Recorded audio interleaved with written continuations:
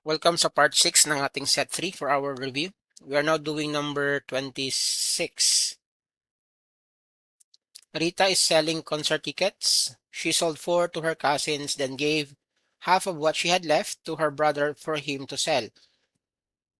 She sold 12 more to her friends and had 15 tickets left to sell. How many tickets did she have in all? So we'll translate this problem into equation. First part, Rita is selling concert tickets. How many? We don't know. So we'll label that one as X. She sold 4 to her cousin. So sold 4 minus 4. Then gave half of what she had left to her brother. Half of that is this one. And then she sold 12 more to her friends. So minus 12 again. And had 15 tickets left to sell. So after everything, she still has 15 tickets. So we solved for X.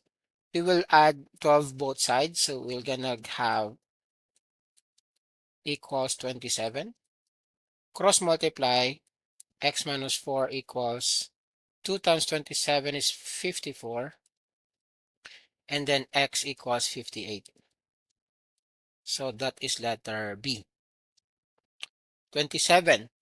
Jane had only 100 candies after giving some of them to her playmates. She gave 1/6 to Catherine, 2/5 to Farah, and 4 pieces to Wendy. How many candies did Jane originally have? So again, we label the one as X. What happened? She gave 1/6 to Catherine, so 1/6 X, and then 2/5 to Farah, so 2/5 to Farah, and then 4 to Wendy. And then after everything, she still has 100.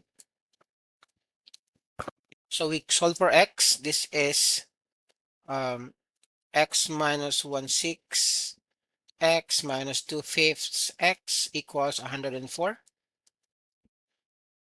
And then we multiply everything by the LCD, 30. So multiply everything by 30. We have 30x minus 30 divided by 6 is 5. So we have 5x. And then 30 divided by 5 is 6 times 2. That is 12x. And 104 times 30, that is 3,120. And then solve for x. 30x minus 17, this is 13x equals 3,120. We divide everything by 13. This gives us what? X is 240. Do we have that? That's letter B. All right. That's letter B.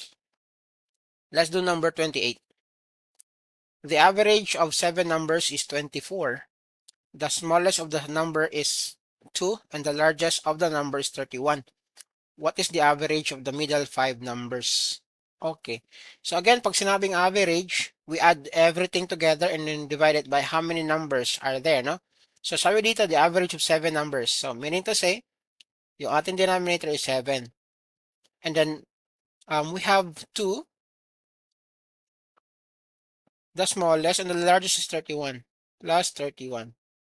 And the rest, we don't know, no? So plus x. And again, this is 24, right? The average is 24. So we just solve for x. This is 24 times 7 is what? By the way, this is 2 plus 31 is 33. So you have 33 plus x equals 7 times 24. That is 70 plus 140 plus 24. That is 168, right? That's 168. And then x will be what? 168 minus 33.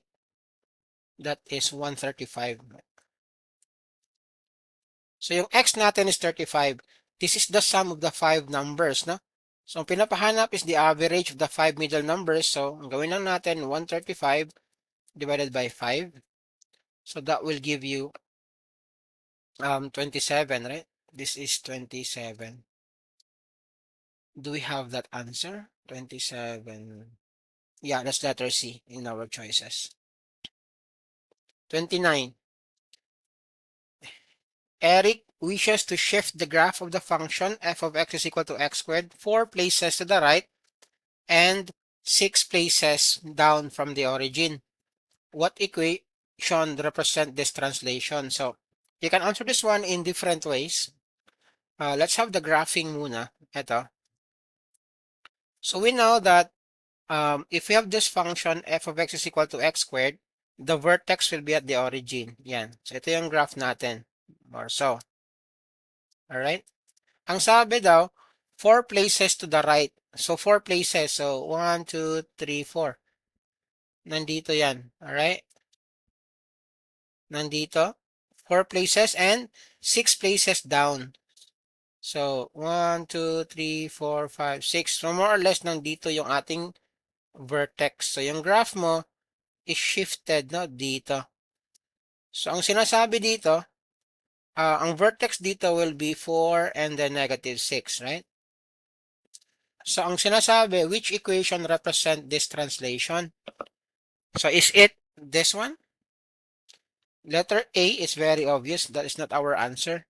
Letter B could be. Letter C, no. And then letter D, the more. Letter B is the correct answer. All right?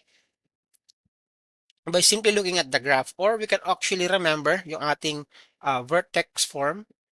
Ano ba yung vertex form natin sa parabola? Diba? It's given by y equals a and then x minus h squared plus k, right? Yung ating h is the vertex. Alright? Yung ating x is the vertex. H and k are the vertex, no? So dito, diba ang ating h is 4 and then negative 6. So this is just equal to x minus 4 squared and then minus 6, which is again letter B. Number 30. What is the slope-intercept form of 13x minus 5x plus 12 minus 2y equals 6? So remember, yung yung ating slope-intercept form is given by ito. Y is equal to mx plus b. Ganun lang siya, alright? So what we're going to do is, again, combine like terms and we just solve for y.